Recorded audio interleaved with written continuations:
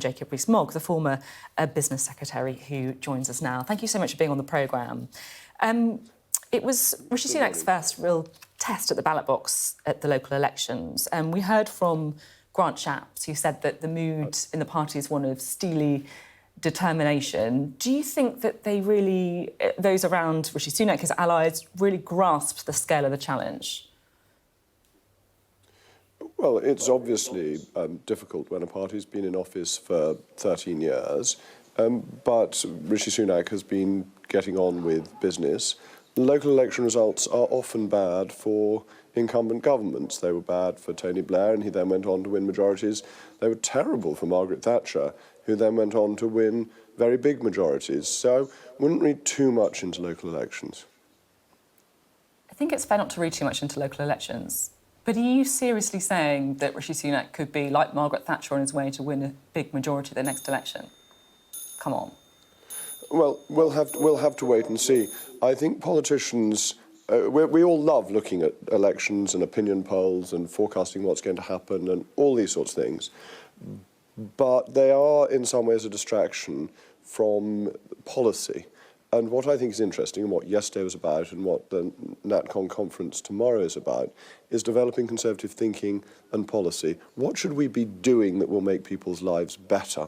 And that's where the retained EU law bill was so important, not as a totem of Euroscepticism, but how do we make the economy better for consumers by cutting prices through supply-side reforms, by getting rid of regulations that make things more expensive for people.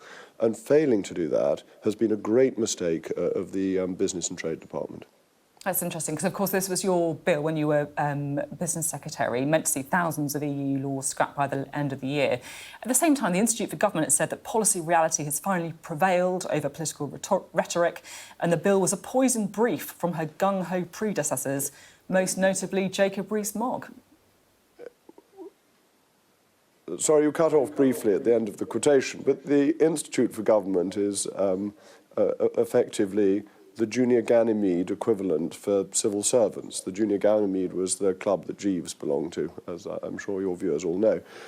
So I would only expect them to come out and give the line of the civil service, who've been very idle about this, need to have worked harder. But what we've got to understand is the point of getting rid of retained EU law. It's not about whimsical Euroscepticism. It's about making the economy better, whilst we're in an inflationary period. One of the ways to bring down prices is by tightening monetary policy. And the Bank of England's doing that, and that's difficult for people. The other thing you can do that brings prices down is free up the economy from over-regulation.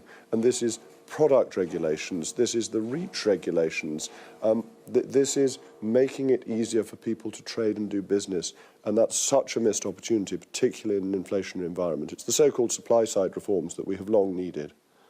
So you're really saying, you mentioned Jeeves there, are you really saying that it's just civil servants who are effectively blocking this, and that Rishi Sunak and Kemi Badenoch are bound to that? Is that what you're really saying? Well, Grant Shapps was confident, whilst he was Business Secretary, that it could be done. I was confident that it could be done, and it seems to me there's been a considerable lot of impetus in the last 3 months, partly possibly because of the reorganisation of the department. I want to talk to you about taxes as well, because this is something that came up an awful lot yesterday. How concerned are you about the current rate of tax? Because people around Rishi Sunak are saying, look, at the minute, we've got to try and get inflation down. Actually, that's the best tax cut that anyone can have.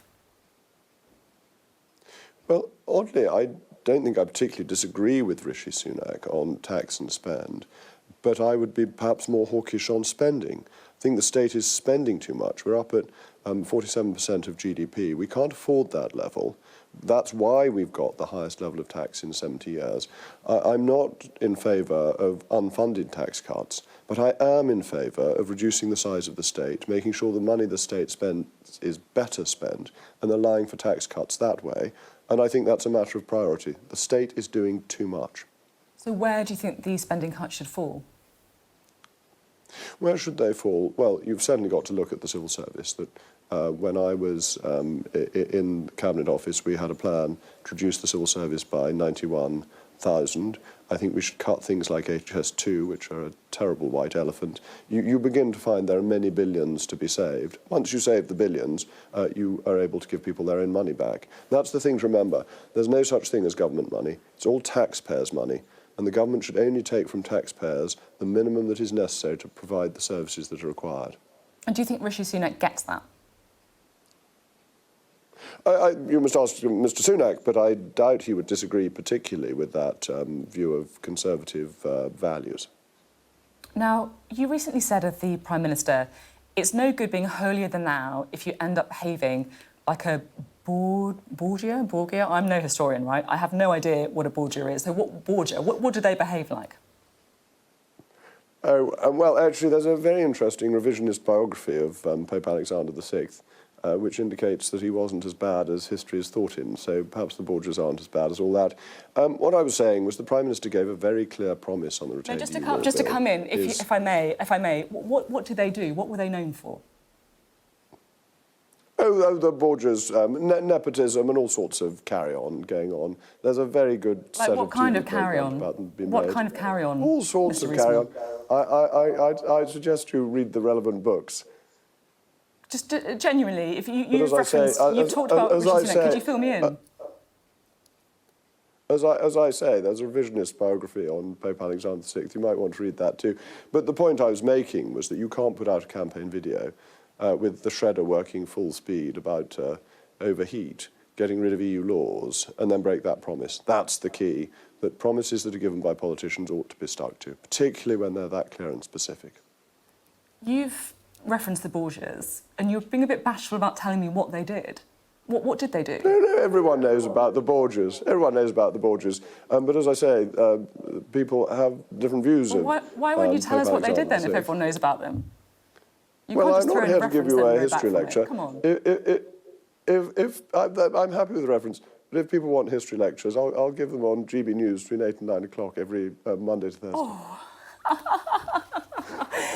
OK, well, you got your reference in there. Tell us what the Borgias did. What did they do? Educate me.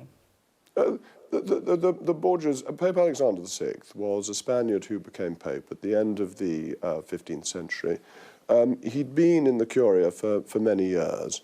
He was very unpopular with a lot of the Italians who didn't want to have a Spanish Pope.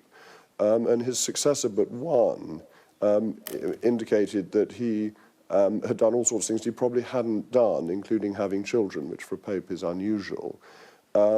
He was certainly nepotistic. He certainly appointed his nephews to important posts within the Curia, and he may have been poisoned at the end of his life. It's not entirely clear. There's a sort of brief canter through the history of the Borgias, which I must confess I wasn't expecting to be talking about this morning. So corrupt, effectively. Is that what you're really referencing to Rishi Sunak? No, I think you're delving into this far too much. Now, I don't think he is corrupt, but I think he broke a promise. That was the point. Was it a mistake to get rid of Boris Johnson, in your view? Oh, yes, of course it was. I've said that a million times. But it would be an even bigger mistake now to get rid of Rishi Sunak. The Conservative Party cannot keep on changing leaders. We must back the leader we have got. So no supporting Rishi Sunak. Let me be clear about that. And I said this at the conference yesterday, the CDO conference, that the Tory party would be toast if we changed leader again. And therefore we need to support the leader we've got. But that doesn't mean we agree with him on every policy. And to have a debate about policy is important, and I hope interesting for Conservative members in the country at large. And now, just finally, you, of course, used to be the Brexit Opportunities Minister. Now, we've got someone on later, you've probably heard of him, Alistair Campbell. You know, he's no fan of Brexit. And I'm sure he's going to be very vocal in giving us all of the reasons why Brexit has been a big disaster. So help me out. What would you come back to him on to say these have been the benefits of leaving the European Union?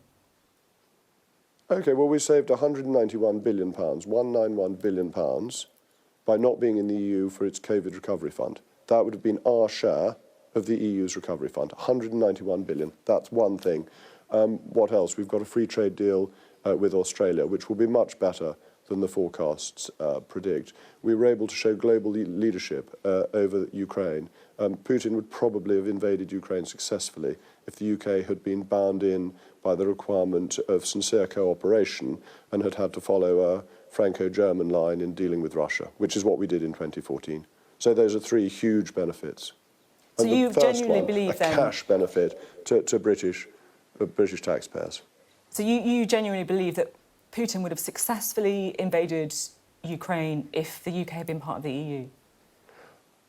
I think the leadership shown by Boris Johnson, which he could only do because he was not bound by sincere cooperation, ensured that a coalition was set up that made it impossible for Putin to succeed. And I think if that hadn't been the case, we'd been bound by this concept of sincere cooperation, we'd have had the mucky compromise that was delivered in 2014 when Russia invaded the Crimea. I think it's really important. But above all of this, we've got democracy, so we can decide how we're governed rather than having to do what we're told by Alistair Campbell's mates. I'll put that to him. Thank you very much indeed. Jacob Rees-Mogg on the programme today. Great pleasure. Thank you.